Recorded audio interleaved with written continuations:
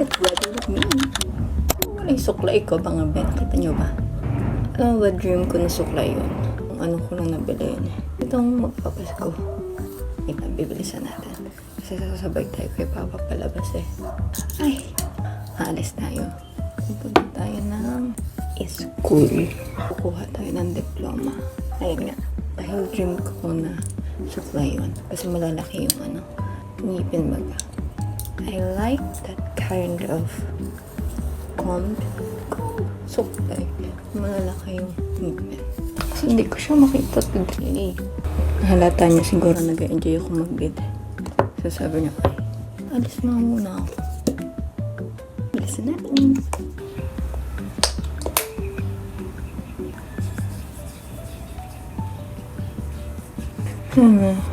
Nakuha na talaga namin yung diploma. Kasi nung nakaraan, kumuha kami ng TOR. Kala namin kasabay na yung yung diploma. Napahuli pa siya. Tsura. Ganito pala itsura kapag nag-pet-run with me ako nung student pa ako. Nagmamadali ito. Kasi priority mo ang tulog. Pero priority niya tulog kasi deserve mo matulog. Kayo na yung ginagawa kong salamin. Alam niya kung man. Ako mabulong kasi ang hanga pa. Ang kasama ko later is yung college friend ko. Makikita niyo siya later. Pero sa isang bed na yan.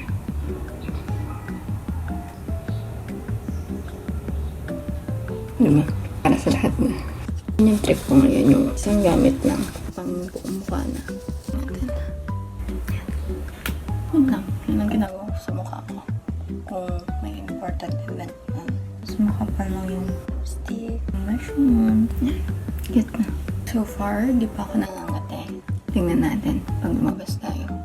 Sama kayo mamaya. Wala tayo sa school. Wait lang. I'm back. Tayo mag-lotion. Itong lotion na to. Hindi ko na napakita. Ano to? Avon. Gusto namin na mamaya yung lotion na Di ba ang lotion naman talaga pang moisturize? So ayaw namin yung nakaka-dry. Itong lotion na to. Discover namin nung pumunta kami ng Batangas sa kamag-anak namin. Tapos nakatayo lang yung isang malaking Avon na lotion. Tapos trinayin namin. Ay, ito pala Hindi siya nakaka-dry.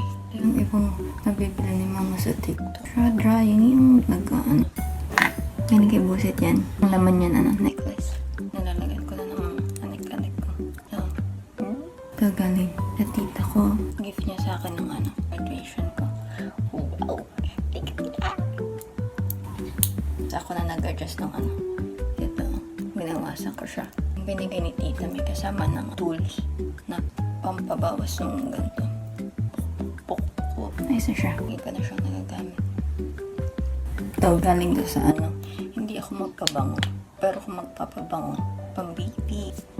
Ito, galing pa to sa Di ba uso ngayon yung mga binubuhos na gifts? Ginawa namin ng relatives ko nung Pasko. Kami mga girls. Ito, galing din kay Ninang to. Yung mga ganito yung niya, binubuhos ng mga gift. And I like it. Nakapag-chika pa tayo kasi hindi pa naman ready si Papa lumabas. Hindi pa siya bebehe. Piling ko hindi ko magagawa itong get ready with me nung student ako. Kasi lagi aligaya. Patulala ako. Naisip ko kung may nakalimutan ako.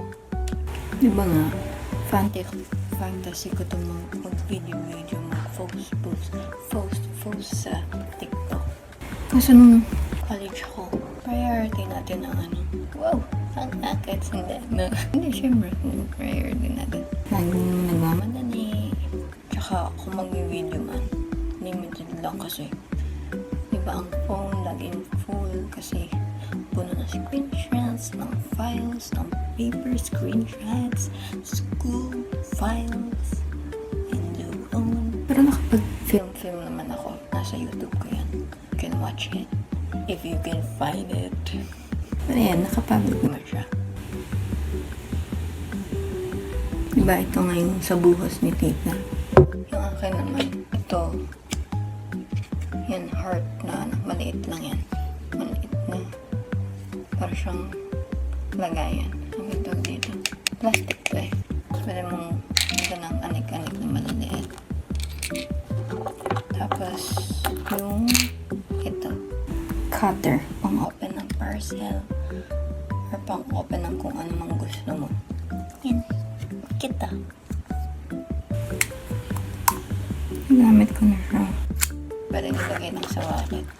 Pakita ko sa inyo yung outfit ko.